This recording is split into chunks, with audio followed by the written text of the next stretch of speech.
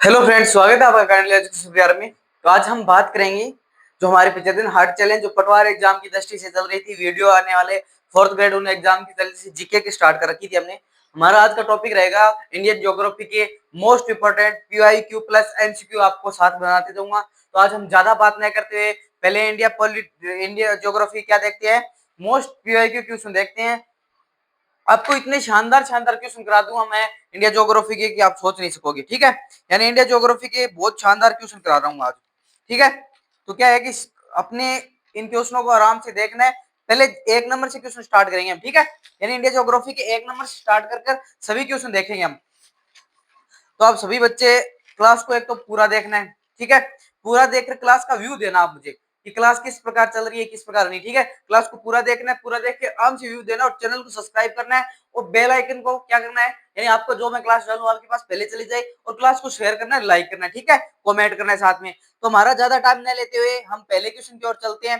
पहला क्वेश्चन हमें क्या कहता है, उससे पहले हम देख लेते हैं इंडिया ज्योग्राफी के भूगोल का। यानी आपके पटवार एग्जाम की दृष्टि से देखें तो पटवार एग्जाम में आपके जो पारिस्थितिक की तंत्र वाला टॉपिक दे रखा है, भौतिक विशेषताएं दे रखी है, यानी आपके जैसे डिफाइन नहीं किया गया ज्योग्राफी का टॉपिक। ठीक है, कल हमने इंडिया इंडिया हिस्ट्री के देख रखे थे, वो सीरीज चला रहे हैं। आज मैं आपको ज्योग्राफी की दिखा दूंगा कुछ क्वेश्चन। ठीक है, इनमें ऐसे क्वेश्चन बताऊंगा जो दिल्ली पुलिस, एसएससी, पटवार पुलिस इन जैसे एग्जाम में आए, वही पीआईक्यू करा रहा हूं मैं। ठीक है, तो हमारे आप इंडिया ज्योग्राफी की जो मेन इंपोर्टेंट पटवार एग्जाम जो 17 अगस्त को होने वाला है उसके लिए, ठीक है, और जो वीडियो एग्जाम जो 31 अगस्त को होने वाला है उसके लिए। ठीक है, और ऑल एग्जाम के लिए इंपोर्टेंट वो भी क्लास। ठीक है, हमारा पहले क्वेश्चन की हम बात करते हैं। पहले क्वेश्चन की बात करें तो पहला क्वेश्चन क्या है, भारत का आकार में किस प्रकार है, यानी भारत आकार में किस प्रकार है। पहला क्वेश्चन इंपोर्टेंट क्वेश्चन।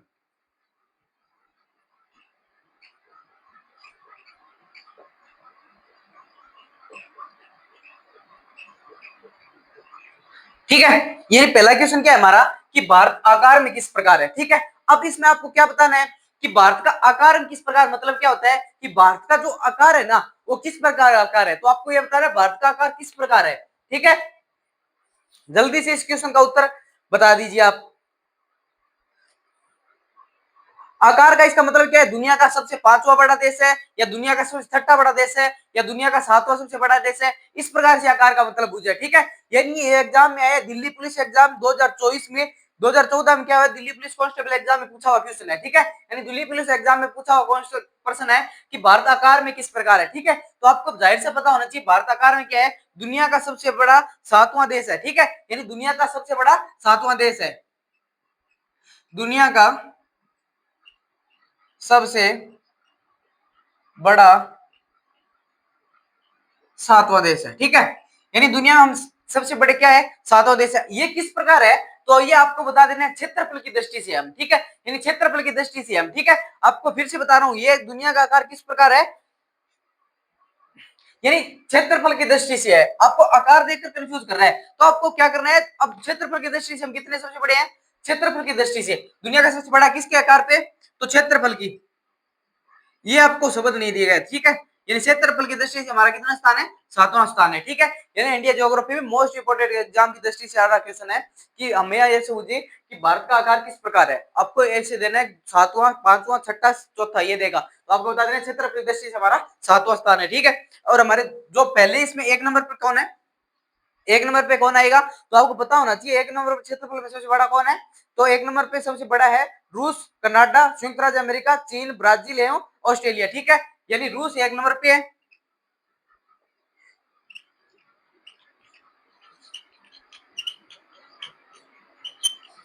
रूस, कनाडा हो गया, और एक हो गया आपके पास संयुक्त राज्य अमेरिका हो गया, यूएसए। 4 नंबर की बात करें, संयुक्त राज्य अमेरिका की बात करते हैं हम, तो आपके चीन, ब्राजील हो जाएंगे। 5 नंबर ब्राजील। 6 नंबर पे आपके, 6 नंबर पे कौन हो जाएगा, ऑस्ट्रेलिया। ठीक है, यानी आपका ऐसे मुझे भारत का आकार किस प्रकार है, तो आपको बताते हैं भारत का आकार किस प्रकार है, तो दुनिया में सबसे सातवां बड़ा देश है। ठीक है, यानी दुनिया में सबसे सातवां बड़ा क्या है देश है हमारा। जिसकी बात करें क्षेत्रफल की दृष्टि से दुनिया में कितना, भारत के क्षेत्रफल की दृष्टि से बात करें तो दुनिया का सातवां सबसे बड़ा देश है। उससे पहले एक नंबर पे बात किसकी बात आती है, तो एक नंबर पे बात करें तो एक नंबर पे आता है रूस, दो नंबर पे आता है कौन, कनाडा, तीन नंबर पे यूएसए आता है, चार नंबर पे आता है चीन, और पांच नंबर पे आता है ब्राजील, छह नंबर पे आता है ऑस्ट्रेलिया, और सात नंबर पे हमारा इंडिया। ठीक है, यानी क्षेत्रफल की दृष्टि से ये बात होती है। अब बात करें जनसंख्या की दृष्टि से, जनसंख्या की दृष्टि से, जनसंख्या की दृष्टि से भारत का कौन सा स्थान है, तो जनसंख्या की दृष्टि से मैं बता दूं तो भारत का जनसंख्या की दृष्टि से कौन सा स्थान है, जो हमारे पीछे के आंकड़ों के अनुसार देखें ना तब तो दूसरा स्थान है। ठीक है, यानी पीछे के आंकड़ों के अनुसार जो अभी जनगणना उसके नहीं है, बल्कि अभी पीछे के आंकड़ों के अनुसार देखें तो दूसरा स्थान है। बल्कि जनसंख्या पीछे जो जनसंख्या हुई उसमें हमारा भारत चीन को क्या कर दिया है, लांगे पहला भी है। ठीक है, चीन से जनसंख्या पार हो गई है।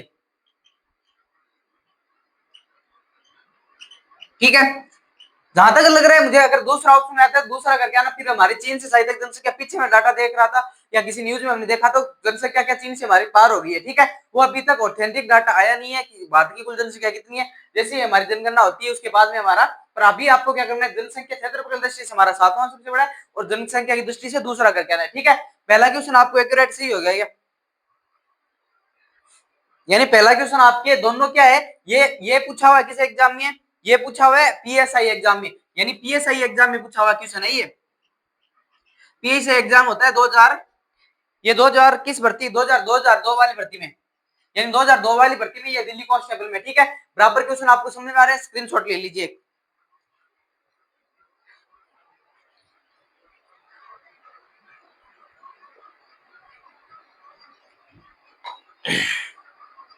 आगे बात करें, अगले क्वेश्चन की बात करते हैं। आराम से पढ़ना है, आराम से देखना है और क्वेश्चन को इस प्रकार देखो कि आप अपने आप सही कर सको। ठीक है, यानी ये बेसिक क्वेश्चन है, सभी एग्जाम एसएससी वगैरह एग्जाम में तो ये आते रहे, हरदम क्वेश्चन आते हैं। अगला क्वेश्चन आप सुनो, मैं क्वेश्चन लेके आया हूं आपके सामने। ठीक है, यानी अगला क्वेश्चन आपके ऑथेंटिक क्वेश्चन है। अगला क्वेश्चन देखो आप,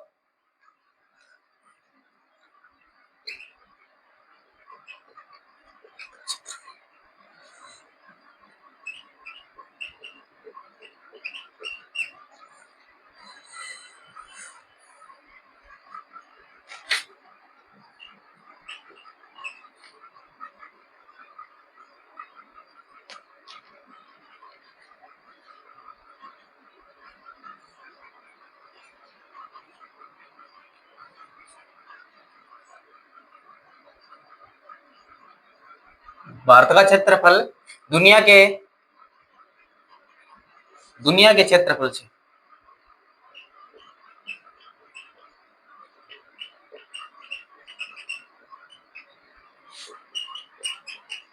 ठीक है, ये बताना है भारत का क्षेत्रफल है ना वो दुनिया के क्षेत्रफल से कितना है। ठीक है, यानी भारत का मतलब मान लीजिए 100% है, ये बता रहा है, ऐसे बता रहा है आपको, यानी भारत का कितना परसेंट है, ये 100% हो गया। ठीक है, अब ये कौन सा, ओनली पूरी दुनिया का है, यानी ये दुनिया होगी। ठीक है, ये दुनिया का है, ये तो पूरी दुनिया का है। अब इसमें क्या पूछा आपको, भारत का बताना है जो दुनिया के क्षेत्रफल से कितना है, तो आपको जाहिर से पता होना चाहिए भारत के दुनिया में कितना है, तो आपको पता होना चाहिए 2.4%, यानी ये कितना है 2.4%, 2.4%, यानी ये अगर आपको ये इस प्रकार क्वेश्चन पूछ जाए, ये किस एग्जाम में क्वेश्चन आया हुआ है, तो ये दिल्ली कांस्टेबल, यानी दिल्ली कांस्टेबल वाले के लिए तो इंपॉर्टेंट क्वेश्चन है। यानी कि जो दुनिया का क्षेत्रफल 100% है ना, उसमें भारत का कितना है, तो भारत का 2.4% है। ठीक है, यानी क्षेत्रीय क्षेत्रफल भारत का कितना है, तो 2.4% है। एक आपके जनसंख्या का डेटा और आता है, जनसंख्या के डाटा की बात करें तो 17.5% हमारे जनसंख्या क्षेत्रफल है। ठीक है, यानी दुनिया की जनसंख्या कितनी है, दुनिया की जनसंख्या अगर 100 है ना, दुनिया की जनसंख्या अगर 100 है तो उसमें भारत का कितना है, यानी 17.5% भारत की दुनिया की जनसंख्या से हम रखते हैं। ठीक है, आगे क्वेश्चन समझ में, अगले क्वेश्चन की बात करते हैं।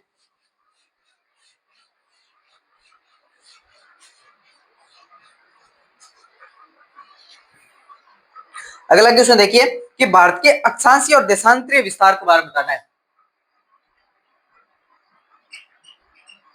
भारतीय भारत का अक्षांशीय और देशांतरीय विस्तार,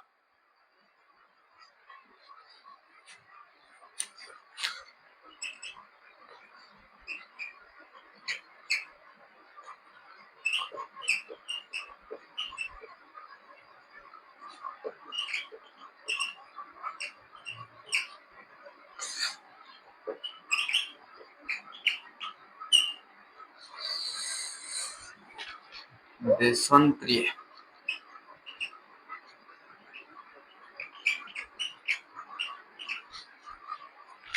ये बताओ आप,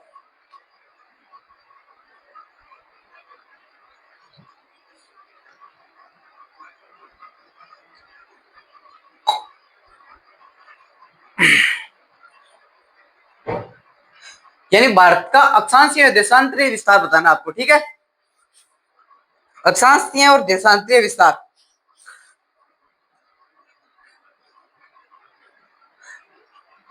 यानी ये आपके सामने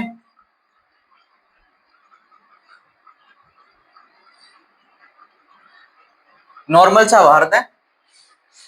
मन नहीं रहा सही मेरे से, स्ट्रक्चर आ रही नहीं है सब तो। यानी आपको क्या बताना है, अक्षांशीय और देशांतरीय, ठीक है। यानी अक्षांशीय और देशांतरीय बताना है आपको, ठीक है। अब इसमें आप बताइए अक्षांशीय और देशांतरीय विस्तार कितना है भारत का। तो मैं ये बात करूं तो आपको अक्षांशीय और देशांतरीय विस्तार 8.8 डिग्री 4 डेश, ठीक है। 8 डिग्री 4 डेश से उत्तरी अक्षांश से लेकर 36.36 डिग्री से 36 डिग्री 6 पॉइंट से लेकर दक्षिण अक्षांश, ठीक है। यानी 8 डिग्री 4 डॉट उत्तरी अक्षांश से लेकर, यानी 8 डिग्री 4 डॉट से लेकर उत्तरी अक्षांश से 36 degree 37 degree 6 degree 37 degree 6 dots 37 degree 6 dots ये उत्तरी है। देशांतर पूछा है ना आपको, पूर्वी बताना है फिर, ठीक है। यानी पूर्वी कितना है, 68.68 डिग्री 60 डॉट्स और 67.68 डिग्री 60 डॉट्स पूर्वी देशांतर, और पूर्वी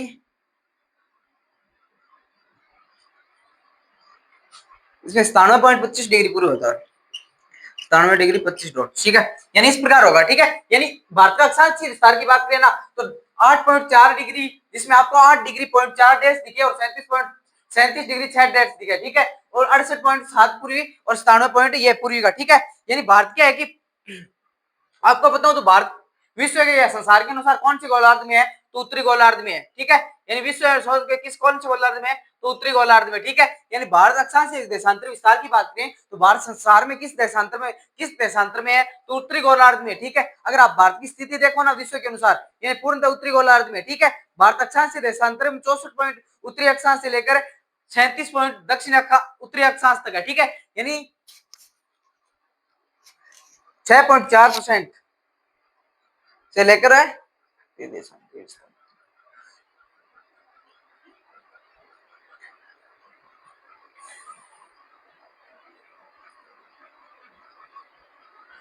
समझ में आ रहा है क्या आपके। यानी भारत का अक्षांशीय देशांतरीय विस्तार पूछा है तो आपके सामने अगर ऐसा ऑप्शन आता है ना, किसी एग्जाम में ऐसा ऑप्शन आता है, किसी ऑप्शन में 3-4 में से एक ऑप्शन आता है कि 8 degree 4 dots 8 degree 4 dots 37 degree 6 dots से उत्तरी पूर्व तक, यानी उत्तरी देशांतर से उत्तरी देशांतर तक, ठीक है। यानी उत्तरी देशांतर से उत्तरी देशांतर तक 68.68 डिग्री 60 डॉट्स और 97.25 डॉट से दक्षिणी पूर्वी देशांतर, ठीक है। और भारत के अनुसार मुझे ना, भारत की संसार में भारत के उत्तरी गोलार्ध में स्थित है। अगर हमारा जो संसार है, हम गोल जो देखते हैं उसको, उसमें हमारा भारत किस देशांतर में है, तो त्रिपुरी गोलार्ध में, ठीक है। उत्तरी गोलार्ध में हमारा कौन, भारत, ठीक है। आगे बात करें तो भारत की देशांतरीय विस्तार लगभग कितना है, देशांतरीय विस्तार कितना है, देशांतरीय विस्तार मान ली इन दोनों का विस्तार कितना है, लगभग तो 30 डिग्री है, ठीक है। यानी देशांतरीय विस्तार कितना हमारा, तो 30 डिग्री है, ठीक है।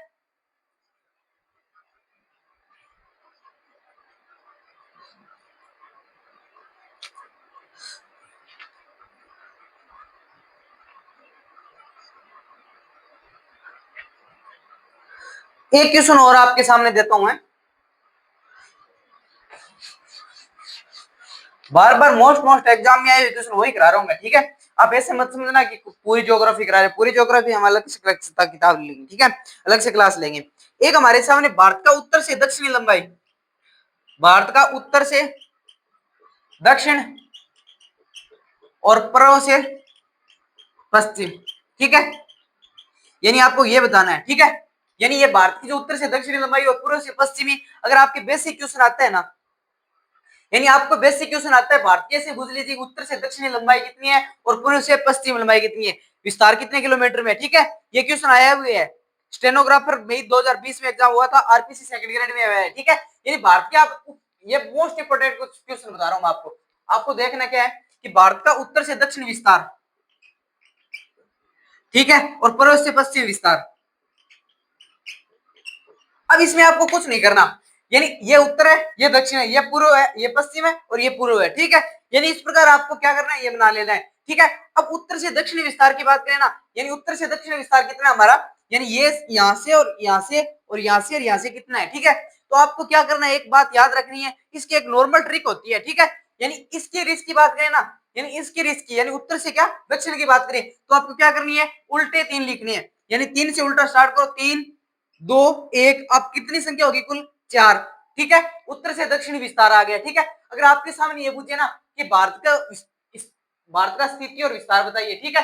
यानी आपके सामने क्वेश्चन आता है कि भारत का विस्तार बताइए, ठीक है। यानी आपको आराम से समझना है, भारत का ऐसा पूछे ना विस्तार बताइए, ठीक है। आपको ऑन द ट्रिक के साथ समझाऊंगा आपको। अगर भारत का विस्तार पूछे ना, यानी भारत का उत्तर से दक्षिण विस्तार और पूर्व से पश्चिम विस्तार कितना है, ठीक है, तो उसके अनुसार एक ट्रिक है, ठीक है। यानी हमारा भारत के उत्तर से दक्षिण विस्तार, पूर्व से पश्चिम विस्तार। अब उत्तर से दक्षिण विस्तार देखते हैं, यानी ये विस्तार देखते हैं, तो आपको पहले क्या लिखना है, पहले 3 से 1 तक उल्टी गिनती लिखनी है, 3 2 1। अब दोनों इन कितनी संख्या होगी हमारी, तो 4। यानी हमारा उत्तर से दक्षिण विस्तार कितना है, इतना किलोमीटर है, ठीक है।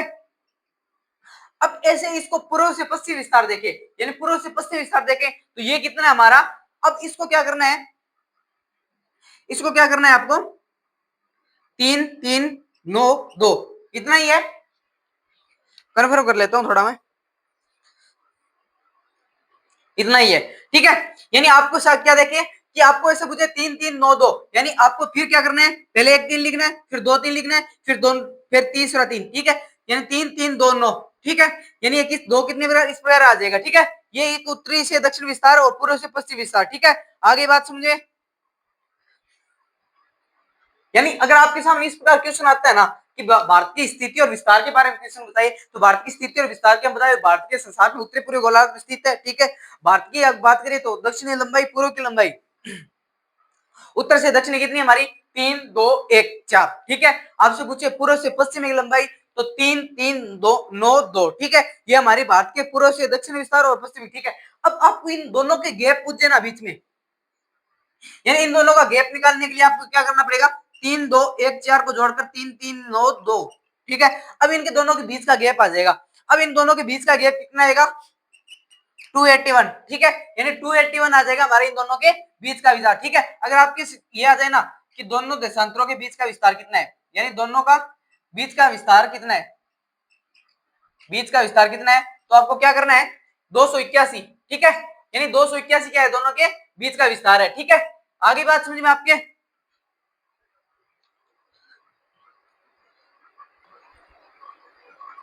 यानी आपको क्या करना है, दोनों के विस्तार बीच का अंतर पूछे ना, तो इन दोनों को क्या कर लेना, माइनस कर लेना, इनसे इनसे माइनस करो या इनसे इनसे माइनस करो, तो दोनों के बीच का अंतर कितना आ जाएगा, इतने किलोमीटर क्या है दोनों के बीच का अंतर है, ठीक है। हमने स्थिति और विस्तार में देख लिया, हमने अक्षांशीय और देशांतरीय विस्तार डिग्री देख ली, और हमने यह देख लिया कि भारत का कौन सा स्थान है। यह एग्जाम ये क्वेश्चन वही करा रहा हूँ, ठीक है। अगले क्वेश्चन की बात करते हैं। यानी पटवार, वीडियो एसएससी एग्जाम जैसे रेलवे एग्जाम जैसे इंपोर्टेंट, दिल्ली पुलिस, इन सभी एग्जामों के लिए इंपोर्टेंट रहेगा, ठीक है। आगे हम बात करें तो अगला क्वेश्चन क्या है हमारा,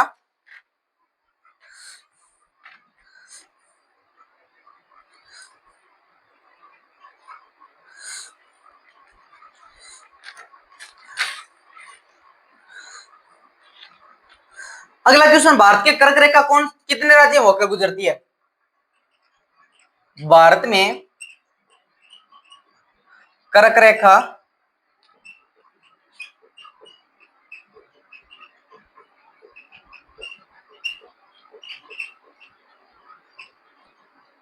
ये क्वेश्चन है। यानी आपको क्या पूछा है, भारत में कर्क रेखा वो कितने राज्य से होकर गुजरती है, तो आपका उत्तर आ जाएगा 8 राज्यों से, ठीक है। यानी 8 राज्यों से क्या है, भारत में कर्क रेखा कितने राज्यों से होकर गुजरती है, तो 8 राज्यों से होकर गुजरती है, ठीक है। जिसमें हम बात करें तो एक नंबर पे गुजरात से, यानी यहां से स्टार्ट करेंगे हम पहले, गुजरात, फिर थोड़ा राजस्थान, जैसे हम यहां से क्या गुजरात से गुजरे, गुजरात के बाद राजस्थान, राजस्थान के बाद में कहां चली जाएगी, वो मध्य प्रदेश, ठीक है। मध्य प्रदेश से आगे जैसे मध्य प्रदेश क्रॉस करेंगे तो उसके बाद कौन आ जाएगा, छत्तीसगढ़, छत्तीसगढ़, छत्तीसगढ़ के बाद जैसे क्रॉस करेंगे झारखंड, 1 2 3 4 5 6, 5 हो गए। आगे झारखंड जैसे क्रॉस करेंगे किसे हो जाएगी, पश्चिम बंगाल में, और पश्चिम बंगाल जैसे क्रॉस करेंगे कौन कहां से जुड़ जाएगी, पश्चिम बंगाल से त्रिपुरा, त्रिपुरा से मिजोरम, ठीक है। पश्चिम बंगाल, पश्चिम बंगाल जैसे क्रॉस करेंगे तो वहां चली जाएगी त्रिपुरा, और त्रिपुरा जैसे क्रॉस करेंगे वहां मिजोरम। आ रही है बात समझ में? यानी भारत में कर्क रेखा कहां से गुजरती है, तो आपको बता देना है कि 8 राज्य से होकर गुजरती है, 8 राज्य।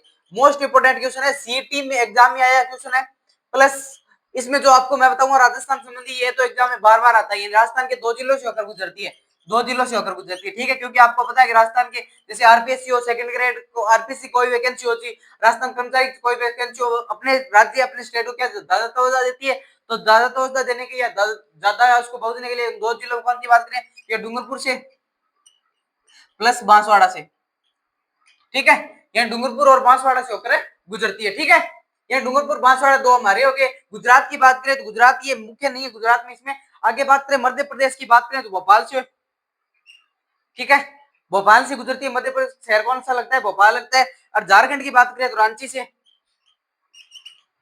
ठीक है। पश्चिम बंगाल से त्रिपुरा से अगरतला साइड तक, यानी त्रिपुरा में अगरतला के साथ गुजरती है,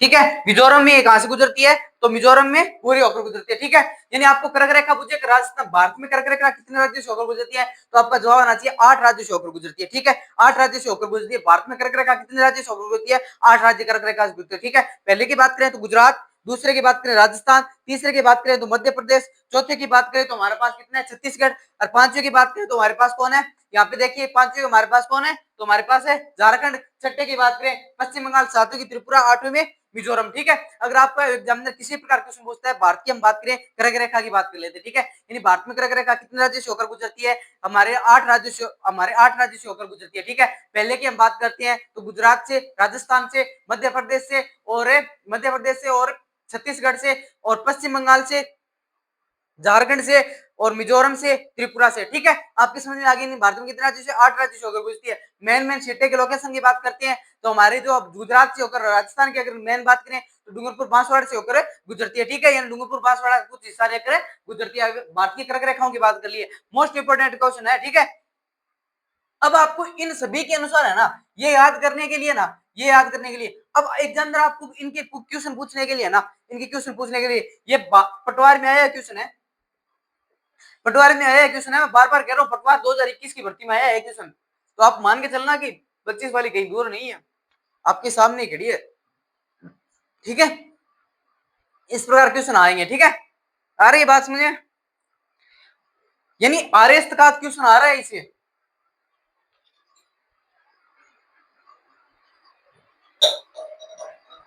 आ रही बात समझे, स्क्रीनशॉट ले लीजिए इसका।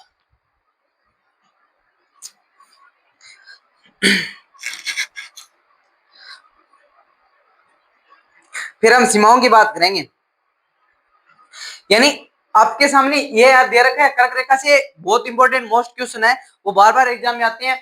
अब आगे हम बात करेंगे वो सीमाओं की बात करेंगे, ठीक है। अगर आपके पास ये आ जाए ना, वो ग्रेगोरियन 28 डिग्री वाला, 28 डिग्री वाला याद रखना, जो अगरतला से जहां से वो मानक में मानते हैं ना, उसके उसमें भी 5 राज्य आते हैं हमारे, ठीक है।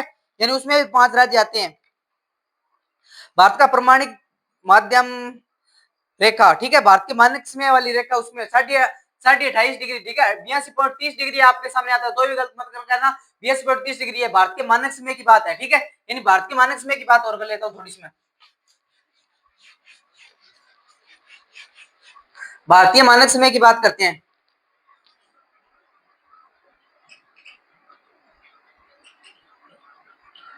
ये बताइए भारतीय मानक समय कितना आता है, 82.30। अगर आपके सामने ऐसा आता है 82.1/2 तो भी दिक्कत नहीं है, ठीक है। यानी ये कितनी यहाँ से गुजरती है, ठीक है। यानी ये यहाँ से गुजरती है, 5 राज्यों से होकर गुजरती है ग्रीनविच रेखा, जिसे हम ग्रीनविच भी कहते हैं, ठीक है। यानी 5 राज्यों से होकर गुजरती है ग्रीनविच रेखा। फिर से कह रहा हूँ, ग्रीनविच रेखा कितने राज्यों से होकर गुजरती है, तो 5 राज्यों से होकर गुजरती है। भारतीय मानक रेखा की बात करें तो ग्रीनविच रेखा कहां से कितने राज्यों से होकर गुजरती है? 5 राज्यों से। जिसकी मेन की बात करते हैं तो उत्तर प्रदेश आ गया, ठीक है, मध्य प्रदेश, छत्तीसगढ़, उड़ीसा, आंध्र प्रदेश और उत्तर प्रदेश, मध्य प्रदेश, छत्तीसगढ़, उड़ीसा, आंध्र प्रदेश, ठीक है। यानी ये कहां से गुजरती है? उत्तर प्रदेश। उत्तर प्रदेश के पहले की बात करें तो ये प्रयागराज से गुजरती थी, ठीक है। यानी पहले इलाहाबाद से, आप उसका नाम क्या कर दिया? प्रयागराज कर दिया, ठीक है। ठीक है, फिर मध्य प्रदेश में जाती है, फिर ये कहां जाएगी? मध्य प्रदेश से जैसे नीचे आती है तो कहां पे आएगी? छत्तीसगढ़ से।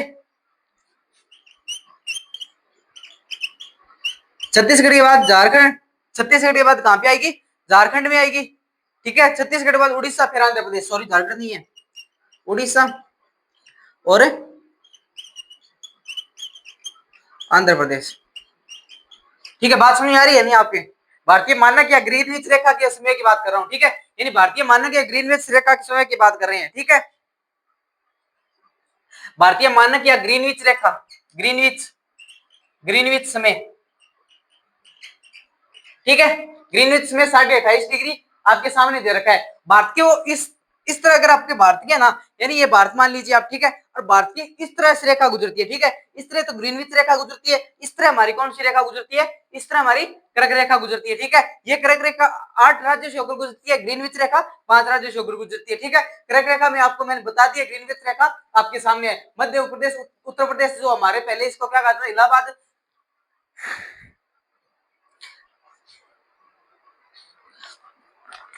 पहले इलाहाबाद को देशांतर रेखा मानते थे, ठीक है। अब इसमें प्रयागराज हो गया, ठीक है। बात समझ में आ रही है ना आपको? मैं कह रहा हूं फिर से,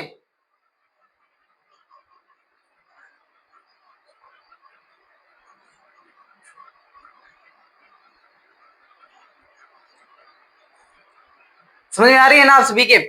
आराम से ग्रीनविच रेखा का स्क्रीनशॉट ले लीजिए। यानी ग्रीनविच रेखा वाला बहुत मोस्ट इंपोर्टेंट है, ठीक है। यानी ग्रीनविच रेखा वाला बहुत मोस्ट इंपोर्टेंट है, बार बार कह रहा हूं। यानी इस अगर आपको याद करना ही पड़ेगा, आपको याद करने के लिए बार बार क्वेश्चन को देखना है, बार बार। आपके लगभग ये आरएस पटवार में एग्जाम में क्वेश्चन आया है, ये बार बार ऐसा ही पुलिस आया है, वनपाल वनरक्षक में भी आया क्वेश्चन है। राजस्थान कर्मचारी चयन बोर्ड का मोस्ट हॉट टॉपिक है ये, ठीक है। यानी हॉटस्पॉट टॉपिक है ये। बार बार मैं कह रहा हूँ, पटवार एग्जाम में आपको मिला के दिखा दूंगा इन क्वेश्चन, एक दो क्वेश्चन यहाँ से, एक क्वेश्चन तो पक्का, अगर इंडिया ज्योग्राफी आता है ना तो एक क्वेश्चन यहाँ से पक्का है, ठीक है। यानी ठोकरें आपको मैं फिर से बता देता हूँ, आपको ये करना है याद, ठीक है। आपके सामने याद करने के लिए अलावा कुछ नहीं बताया, क्योंकि आपको याद करना ही पड़ेगा। और हमें क्या है कि किस्मत के सहारे कब तक बैठेंगे, ठीक है, कि ठोकरें कब तक हमें, कब तक रास्ता रोक, कब तक रास्ता, ठोकरें कब तक रास्ता रोक पाएगी, अगर कोशिश में जान हो तो किस्मत भी पलट जाएगी, ठीक है। यानी आपको कुछ नहीं करना, आराम से तैयारी करनी है और आराम से इसको बार बार पढ़ना है।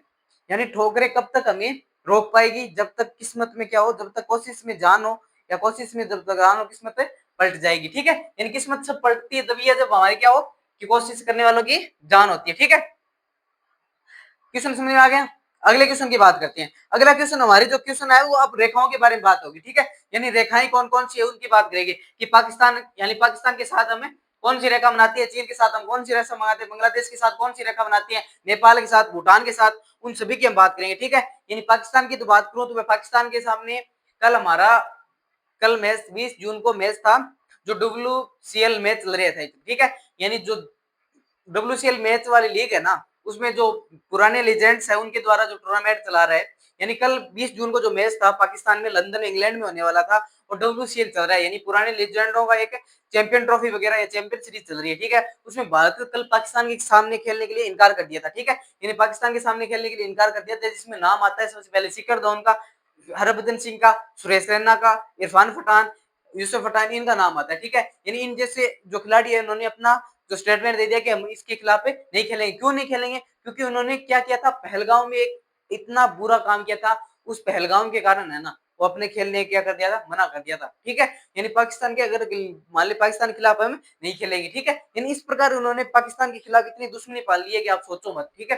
यानी क्रिकेट के एकदम ओनली मैच देखने उन्होंने मना किया था। तो आपको क्या करना है, इस प्रकार आपको तैयार करना है अपने आप को, ठीक है। यानी ये प्रश्न आपके कंप्लीट हो रहे हैं यहाँ पे। आपको मैं फिर से बता देता हूँ, ठोकरें तब तक रोक पाएगी जब तक कोशिश में जान हो, ठोकरें तब तक रोक पाएगी जब तक कोशिश में जान हो, तो किस्मत भी पलट जाएगी।